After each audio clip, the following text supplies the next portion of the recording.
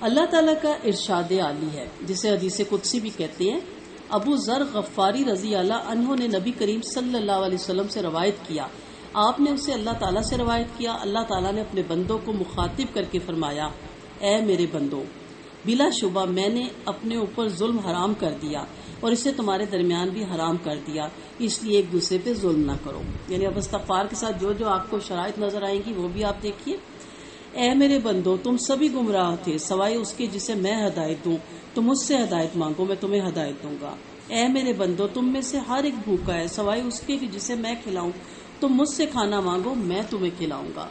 اے میرے بندو، تم میں سے ہر ایک اوڑیا یعنی برہنہ تھا سوائے اس کے جس سے میں پہناؤں. تم مجھ سے پہناوا مانگو، میں تمہیں پہناؤں گا. اے میرے بندو، بلا شبہ تم رات دن خطائیں کرتے ہو اور میں تمام گناہ معاف کرتا ہوں، سو مجھ سے معافی چاہو، میں تمہیں معاف کروں گا. اے میرے بندو، تم میرے نقصان کو ہرگز نہیں پہنچ سکتے کہ مجھے نقصان پہنچاؤ، اور تم میرے فائدے کو ہرگز نہیں پہنچ سکتے کہ مجھے فائدہ دو. اے میرے بندو، تمہارے اگلے اور پچھلے تمام جن و انس تم میں سے ایک انتہائی متقی آدمی کے دل کے مطابق ہو جائیں تو اس سے میری بادشاہت میں کسی شے کا اضافہ نہیں ہوتا. اے میرے بندو، تمہارے اگلے اور پچھلے تمام جن و انس تم میں سے ایک انتہائی فاجر آدمی کے دل کے مطابق ہو جائیں تو اس سے میری بادشاہت میں کسی شے کی کمی نہیں ہوتی.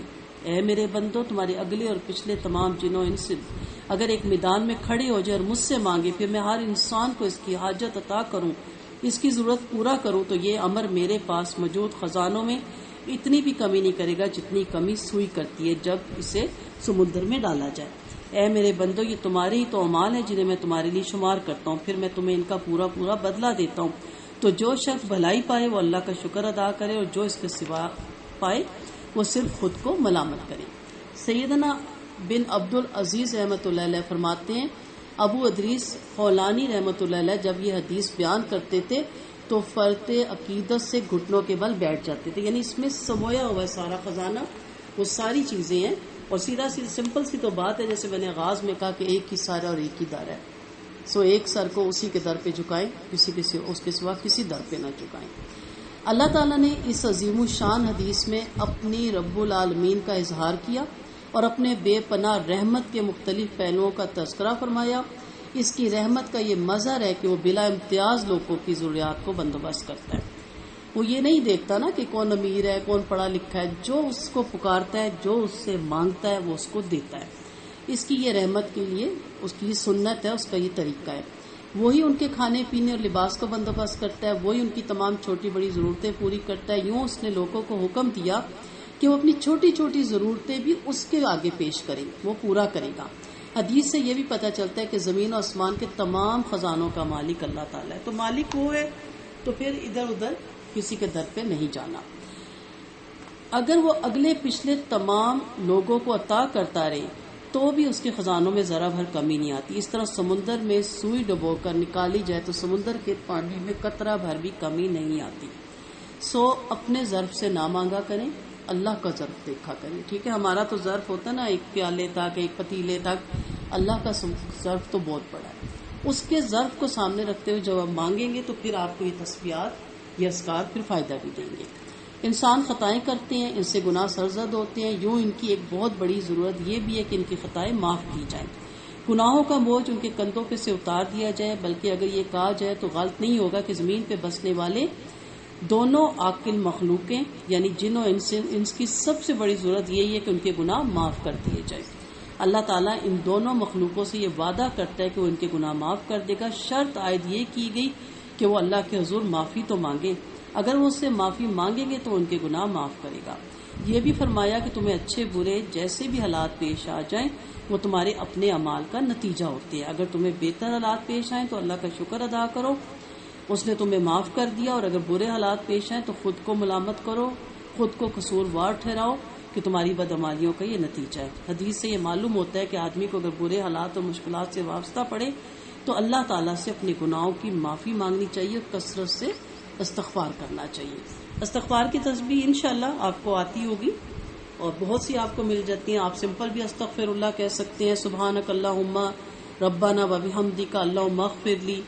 پھر اسی طرح استغفر اللہ الذی لا الہ الا هو الحی القیوم واتوب الیہ. پھر سبحان اللہ و بحمدہ استغفر اللہ واتوب الیہ. جو آپ یاد کر سکیں. ایک تسبیح جو لیلۃ القدر میں آپ صلی اللہ علیہ وسلم نے حضرت عائشہ رضی اللہ عنہا کو سکھائی تھی، وہ صرف لیلۃ القدر ہی کے لیے نہیں ہے، آپ ہر نماز کے بعد پڑھ سکتے ہیں. اللہم انک عفو کریم تحب العفو فاعف عنی. اے اللہ تو بہت زیادہ معاف کرنے والا ہے، بڑا فیاض اور سخی ہے، معافی کو پسند کرتا ہے، مجھے معاف کر دے. تو بہت سی تسبیحات آپ کو مل جائیں گی، کتابیں بھری ہوئی ہیں، آپ لوگ بھی پڑھے لکھے اس میں سے دیکھ لیجئے گا. یہاں صرف مقصد ہے کہ عادت بنائیں.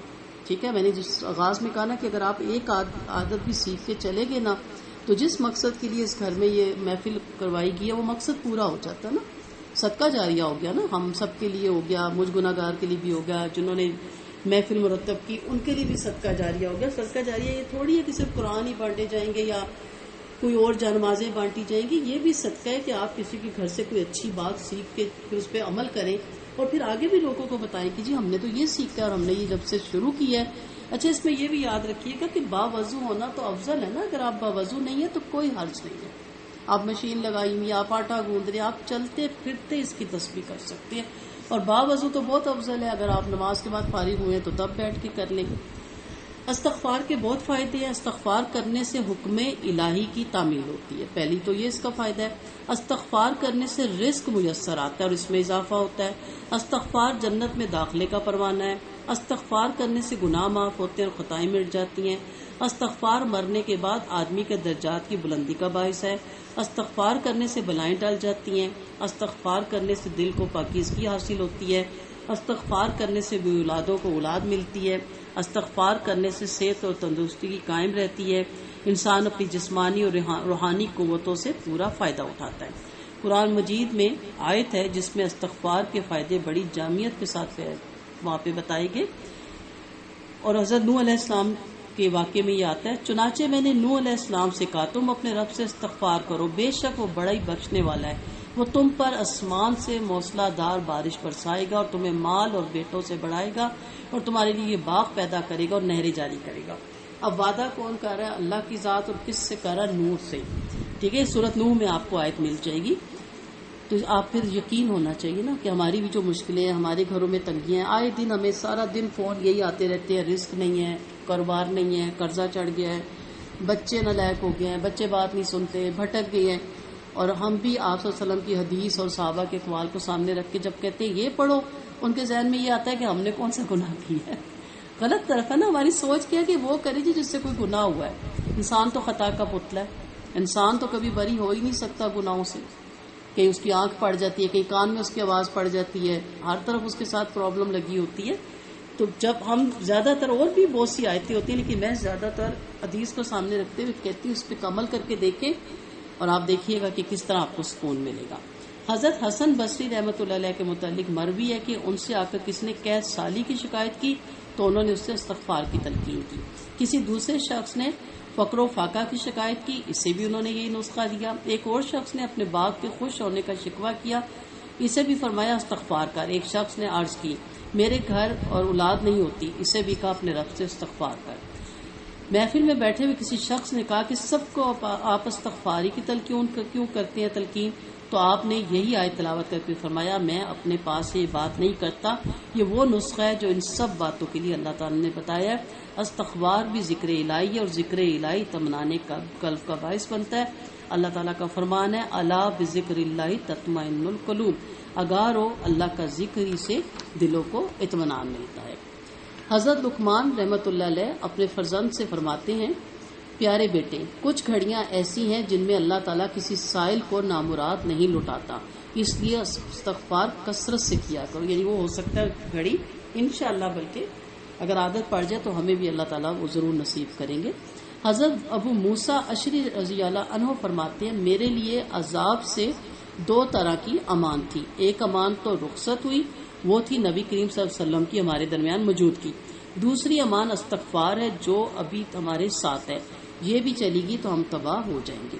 تو استغفار جس بستی میں زیادہ کیا جائے، جس گھر میں زیادہ کیا جائے، اس سے بلائیں ٹل جاتی ہیں. اور اگر کسی بستی میں استغفار کرنے والے زیادہ ہوں، وہاں اہل علم ہو، علماء ہوں، اللہ والے ہوں، تو اس بستی سے بھی اللہ تعالیٰ عذاب ہٹا لیتا ہے. اتنا یہ پسندیدہ عمل ہے.